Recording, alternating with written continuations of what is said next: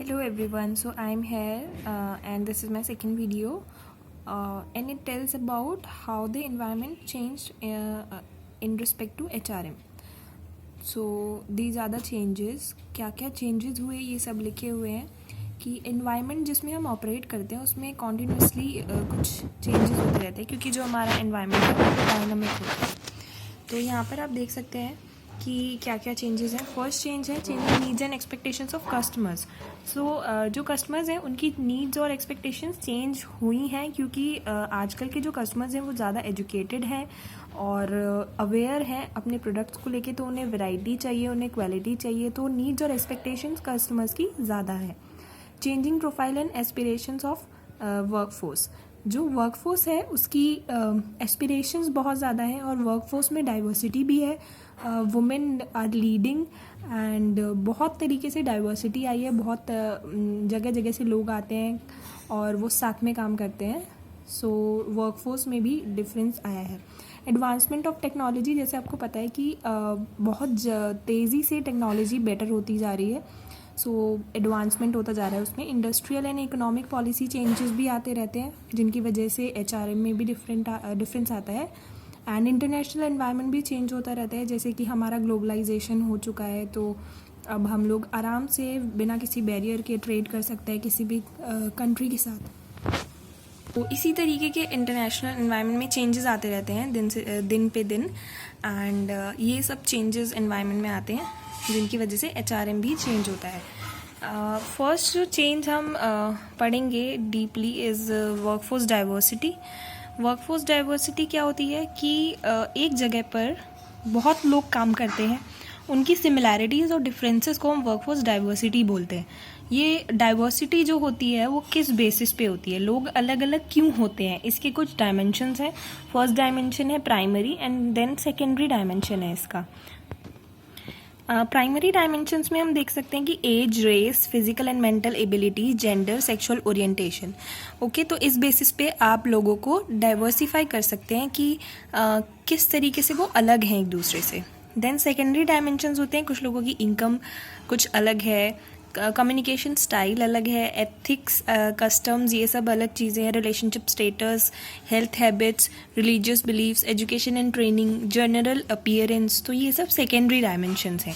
तो अगर आपको क्वेश्चन आता है कि वर्कफोर्स डाइवर्सिटी कितनी तरीके से आप डिफाइन कर सकते हैं, उसमें क्या क्या डायमेंशंस है, तो आपको पता होना चाहिए कि प्राइमरी डायमेंशंस में क्या आता है और सेकेंडरी डायमेंशंस में क्या आता है।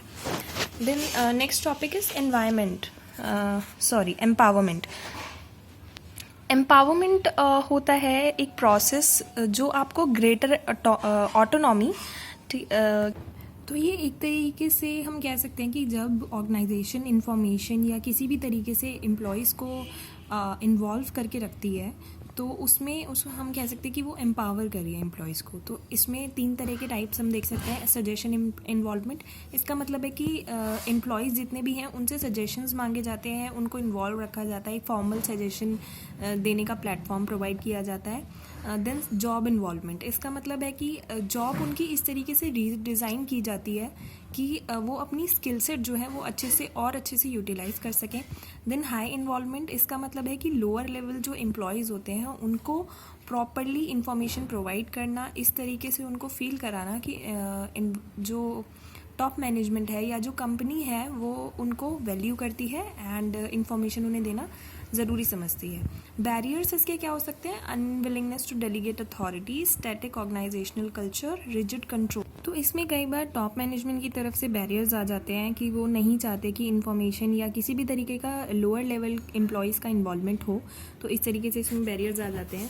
देन टेक्नोलॉजिकल चेंजेस, इसमें आप देख सकते हैं कि आपको पता ही है।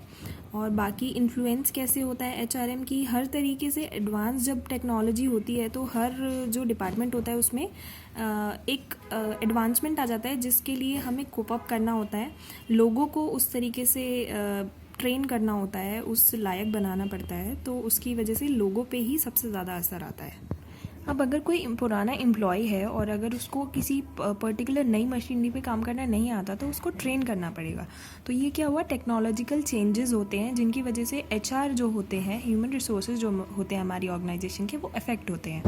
डाउन साइजिंग एक चीज़ है, ये हम क्या पढ़ रहे हैं, हम चेंजेस पढ़ रहे हैं, चेंजेस कि एम्पावरमेंट में किस तरीके से चेंजेस आए हैं, टेक्नोलॉजिकल चेंजेस जो होते हैं वो किस तरीके से इफेक्ट करते हैं, वर्कफोर्स डाइवर्सिटी कैसे इफेक्ट करती है। Then this is down sizing.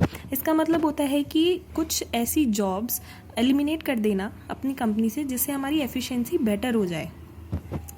Okay, सो कुछ ऐसे एम्प्लॉयज़ होते हैं जो उन जॉब्स पे होते हैं जिन्हें फिर निकाल तो नहीं सकते, वो एचआर पॉलिसी नहीं होती अच्छी, इसीलिए क्या किया जाता है कि एक गोल्डन हैंडशेक उनको ऑफ़र किया जाता है, जिसको हम वीआरएस भी बोलते हैं, वॉलंटरी रिटायरमेंट स्कीम। सो वो हम अभी आगे डिस्कस करेंगे। डाउन साइजिंग का मतलब होता है एलिमिनेट करना जॉब्स को। अब हम एक बार देख लेते हैं कि वीआरएस क्या होता है। वीआरएस का मतलब होता है कि जब एक ऑर्गेनाइजेशन और उसके एम्प्लॉयज़ एक म्यूचुअल एग्रीमेंट में आते हैं कि एम्प्लॉय को लगता है कि हाँ, मुझे एक कॉम्पनसेशन मैं रेडी हूँ लेने के लिए, एंड देन मैं इस ऑर्गेनाइजेशन को I leave this organization, and एक कंपनी जो होती है वो रेडी है कॉम्पनसेशन देने के लिए। तो गोल्डन हैंडशेक भी इसको बोलते हैं, क्योंकि दोनों के लिए ही एक बहुत अच्छी अपॉर्चुनिटी होती है। ये एक तरीके से बहुत अच्छा प्लेटफॉर्म है जो आजकल देखने को मिलता है। मैं इसमें एक चीज़ और पॉइंट आउट करना चाहती हूँ। इस चैप्टर में हमने एम्पावरमेंट पढ़ा था, राइट? तो इसको कुछ लोग कंफ्यूज करते हैं कि वो कहते हैं कि डेलीगेशन होता है। नहीं, डेलीगेशन एंड एम्पावरमेंट दोनों अलग चीज़ें होती है। डेलीगेशन का मतलब होता है अपनी अथॉरिटी देना या अपनी अथॉरिटी दूसरे को क्या कह सकते हैं कि ट्रांसफ़र करना, लेकिन एम्पावरमेंट का मतलब ये नहीं होता। एम्पावरमेंट का मतलब होता है कि आप उसको इन्वॉल्व कर रहे हो एंड एम्प्लॉई को एक तरीके से फ्री एक प्लेटफॉर्म दे रहे हो जिससे वो अपने व्यूज़ शेयर कर पाए, वो अच्छे से काम कर पाए। तो एम्पावरमेंट में अथॉरिटी से रिलेटेड ज़रूरी नहीं है कि कुछ हो भी सकता है, लेकिन ज़रूरी नहीं होता कि कुछ हो। और डेलीगेशन में अथॉरिटी से ही रिलेटेड सब होता है। तो keep that in mind and thank you for watching.